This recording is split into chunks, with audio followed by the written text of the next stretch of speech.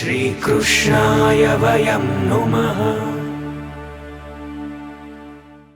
જગતગુરુ શ્રીમદ વલ્લભાચાર્ય મહાપ્રભુજીએ ચેતાવની આપીને અને પોતાની વાતને પૂર્ણ કરી.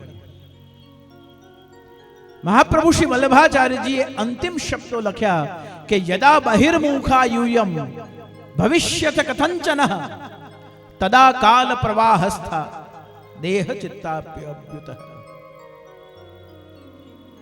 જો કલયુગમાં જન્મેલો દૈવી જીવ જેણે ભગવાનની ભક્તિ કરી છે, કરવામાં રસ છે, સ્મરણ કીર્તન સેવા સત્સંગમાં જેને રુચિ છે, એ જો ભગવાનથી કોઈક સારા ખરાબ અનુભવના કારણે, કોઈ સંગના કારણે, કોઈક વિચારના કારણે, કોઈક માન્યતાના કારણે અને કોઈક ખરાબ અનુભવના કારણે જો ભગવાનથી દૂર થશે તો મહાપ્રભુજીના વચન કહે છે યદા બહિર્મુખા યુયમ. યુયમ એટલે તમે બધા, આપણે બધા આવી ગયા. ભવિષ્યથ કથંચન, ભવિષ્યમાં જો તમે ભગવાનથી વિમુખ થશો તો આ કાળ, જેને કોઈક 21મી સદી, કોઈક કલયુગ, કોઈક મહાકાલ, કોઈક અલગ અલગ રીતે આ કાળને વર્ણવે છે, એ કાળ તમારો ભક્ષણ કર્યા વગર રહેશે નહીં. સુખ ચેન કર્તવ્ય વગર ક્યાંથી લાવશો?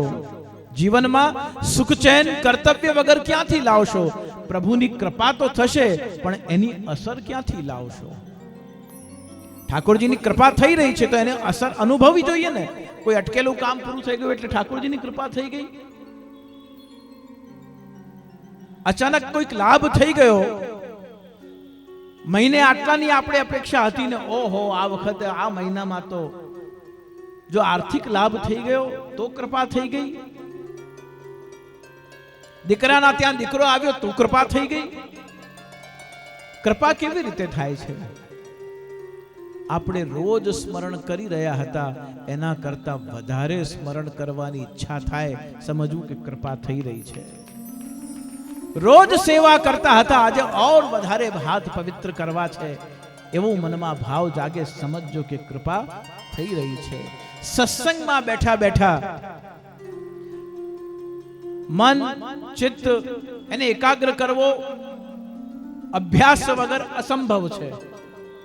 પણ છતાંય 2-2.5 કલાકનું 3 કલાકનું સત્સંગ હોય, એમાં જો કલાક 1.5 કલાક પણ આ શરીર સાથે મન કે ચિત્તની આવૃત્તિ એક થઈ જાય, સમજો કે ભગવાનની કૃપા છે.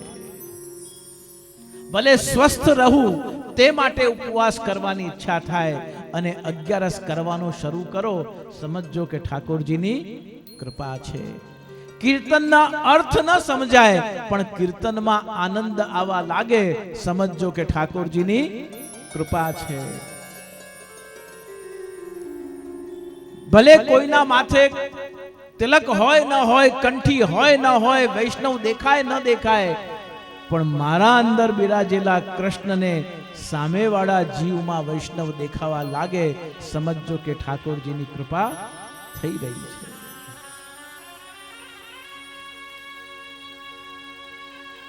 અને એટલા જ માટે શ્રી મહાપ્રભુ વલ્લભાચાર્ય આચાર્ય ચરણ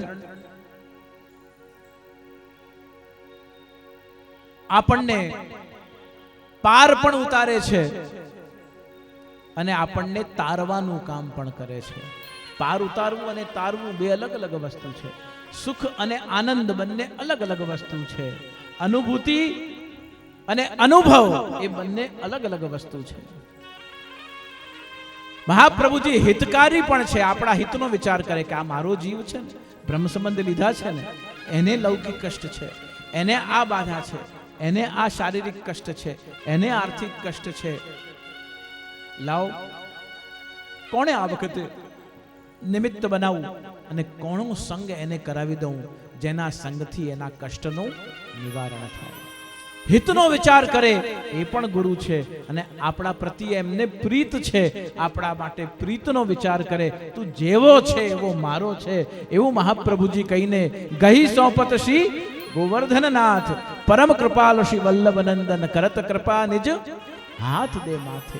જે જન શરણ આય અનુસરહી ગહી સોંપત સી.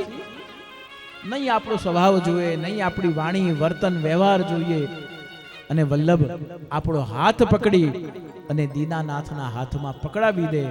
સમજજો કે આપણું જીવન ધન્ય થઈ રહ્યું છે.